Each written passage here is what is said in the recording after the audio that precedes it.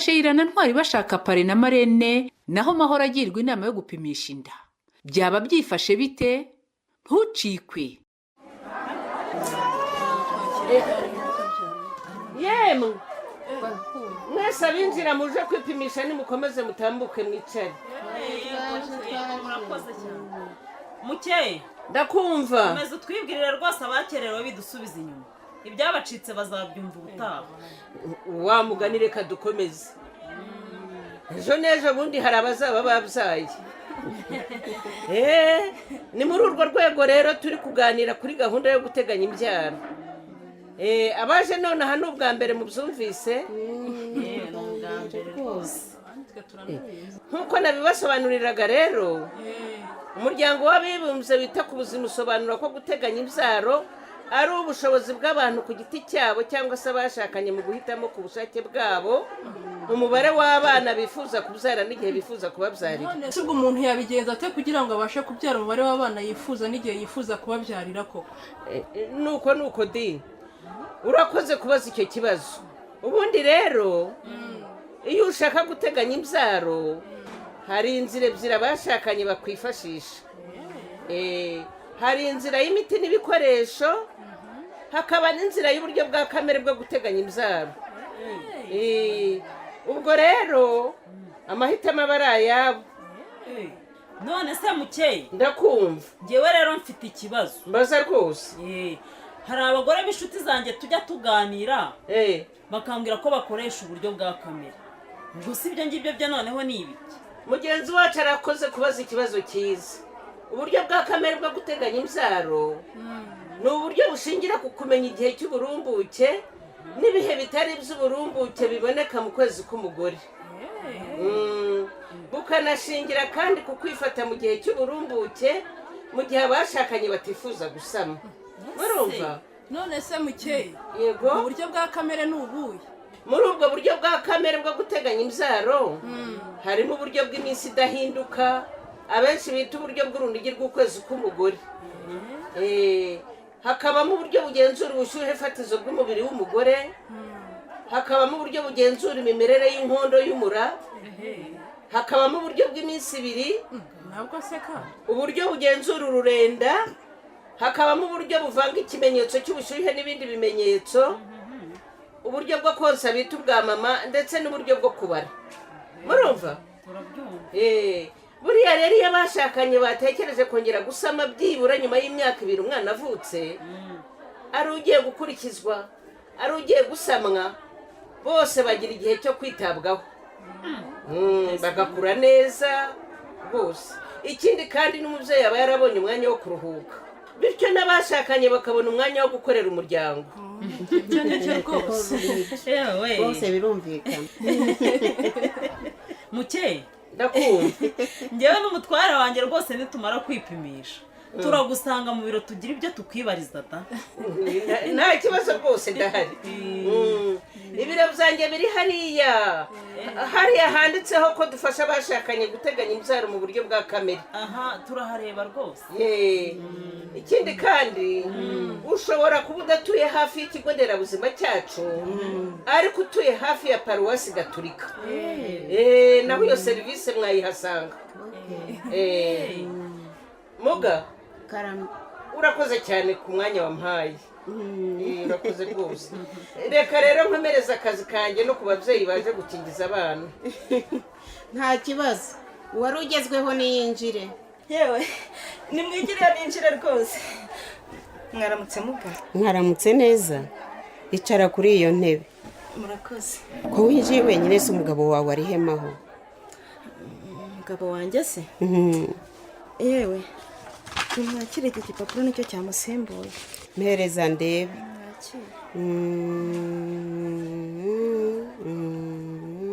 Okay. Hanyuma se maho. Inda yawe ifite igihe kingana iki? Yewe sisi nk'amezi 5 ra? Ni ubwa mbere wipimishije? Ni ubwa mbere pe. Mbere hose numvaga iyo gahunda itandeba. Kubera iki se maho? Ko gahunda yo kwipimisha inda ireba abagore bose batwite, kuki wowe wikuyemo? Nuko nta mugabo ngira. Numvaga ari imiteto. Ntabwo ari imiteto maho. kuko umugore utwite wese aba agomba kwipimisha kugira ngo hakurikiranwe ubuzima bwe ndetse n'ubw'uwo atwite. ese burya cyane rwose. ubwo rero urumva ko ugomba kujya witabira gahunda yo kwipimisha ku gihe, sibyo? nzagerageza. ikindi kandi ukita ku mirire yawe, ukajya ufata indyo yuzuye igizwe n'ibirinda indwara, ibitera imbaraga n'ibyubaka umubiri. ntabwo baba rero. none se muga, ubwo ibyo byose nabikuraye? ubuzima niberamo ko butatuma rya ruzungu?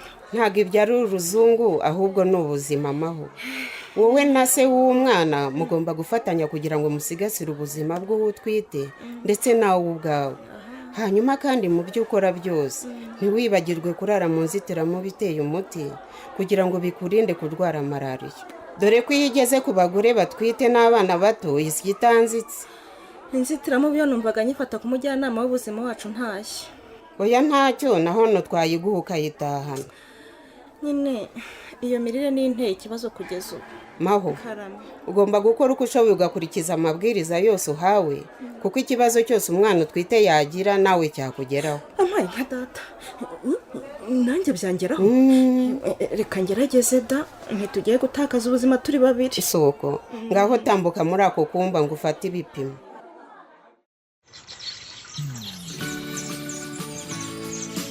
ese wagabanyije iyo radiyo nto? iki Sheila? ego komana yanjye, tekereza ko tutari no kumvikana sheri. ndakubwiye ntiwagabanije iyo radiyo. ese muri solicitati. mva ngaho mbwira icyo wantumirijeho rero. nta kindi mon cœur, ni uko gusa zabonye iki kiruhuko tutagipfusha ubusa. ndavuga nti uyu n'undi mwanya mwiza wo kubonana hakiri kare tugakomeza gupanga ubukwe bwacu. yego shabe, wa mugani ni amahirwe yuko twembi tutakoze. ni ugukora uko dushoboye kose tukarara dushyize ku murongo byinshi bishoboka. n'ubundi hanyuma icyambere ni ugutangira kurambagiza inzu. ibyo ntibigoye rwose, Dave ndibaza azabidufasha. baba we uvuze Dave uranyibutsa sheri. shanwa, Dave ni umunyamafuti mubi cyane. umva umbabare ntiwazongera kugendana nawe hato nawe atazagusiga icyasha. yagize ate se? ngo yagize ate koko? ubwo wowe kuba afite umwana ungana kuriya kandi atarashatse ntacyo byakweretse? wongereho noneho n'uwo sinatwite. ngaho nyumvira. mbabiri ibyo bintu tubireke mwiza wanjye. twikorere ikiduza tureke kwivanga mu buzima bwa Dave rwose. ntabwo nabwivanzemo sheri, ariko rero sinabura kukubwira ko kugendana nawe bizagusebya cyane ko bavuga ngo mbwira uwo mugendana ndakubwira uwo uriwe. ibyo ntabwo nabikwemerera sheri. nuko mbwiye nuko urakoze. ubwo nyine ndabyumvise hagati yanjye na Dave isemo Dave. sawa ndabyumvise, aricyo kumvise. ntabwo aricyo bivuze Sheila. Sheila garuka nkubwire umukobwa mwiza. nikoye umva maho. ninjye muhamagara se cyangwa n'undi twitirana? ni wowe da. mwaramutse neza. mwaramutseho. koko nikoye ntabwo nenze ko hari abandi bantu banzi nayitekana pe. kuki wumva se kutazwi maho? nuko ntari uwino kandi nta n'igihe kinini maze nje guturitekana. njye rero ndakuzi. nitwa Mukesha, ndi umufasha w'ingo nkorera hano ku kigo nderabuzima niba ntibeshye niho mukorera. yego niho rwose wabimenye. nkuko wabyumvise rero kare nshinzwe gufasha abashakanye guteganya imbyaro mu buryo bwa kamere. nkorera hariya kuri biriya biro biri ku ruhande. hariya ndabona binanditseho. ariko ntabwo ariho bigarukira gusa. uwo ari we wese ufite ikibazo cyangwa se ufite icyo ashaka gusobanuza nawe twaganira. hanyuma se maho, ndakumva muke, ko nifuza kuganira nawe wazambonera umwanya. urashaka ko tuganira kuri ibyo byo guteganya imbyaro se muke? oya sibyo, ahubwo ni ibindi nashaka ko tuganiraho. koko unteye amatsiko da. ni amahoro se? ahubwo ni amahoro rwose, nta kibazo pe. rero kukubonera umwanya aka kanya ntabwo byashoboka. urabibona ndananiwe ubu ndi gutanguranwa no kugera mu rugo amanywa atarakamba agacika intege. hinda yanguye nabi kuva nayesama.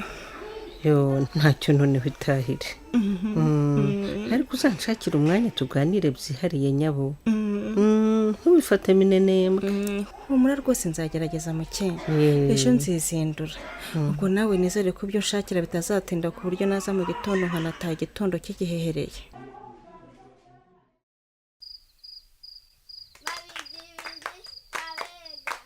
shaka neze baze tugakina n'ibindi. Kubera iki suwa? Mabigibigi nayihaze. Twikinira agati. Ganza nawe yanze gukina mabigibigi. Yego, agati ndagakunda shaho tugakina.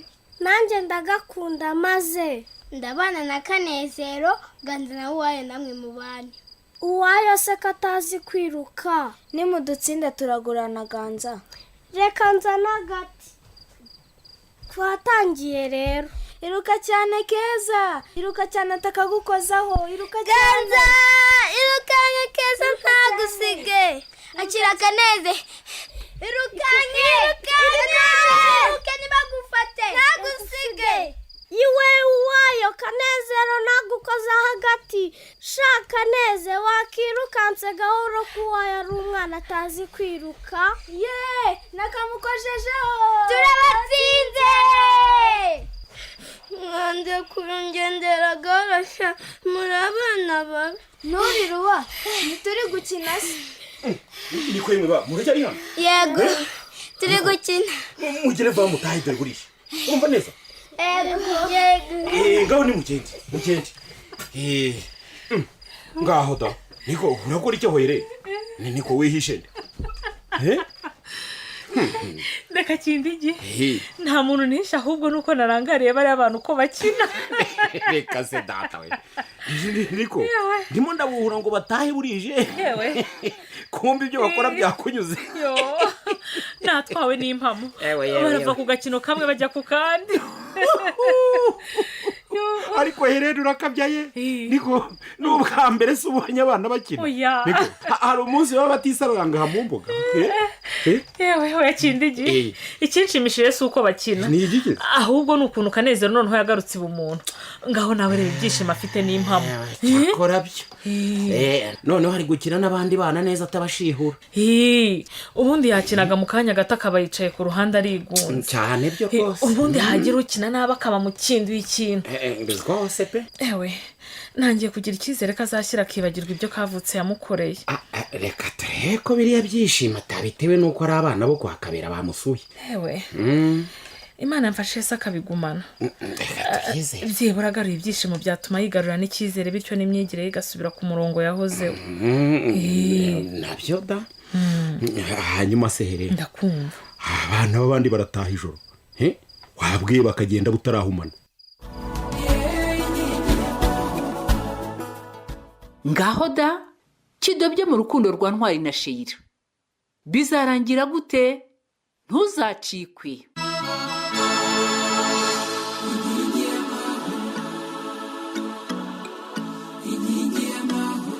Ikinamico Inkingi y'amahoro muyigezwaho na Caritas Rwanda ku bufatanye na Minisiteri y'Ubuzima binyuze mu kigo cy'igihugu gishinzwe ubuzima RBC ku nkunga ya Enabel.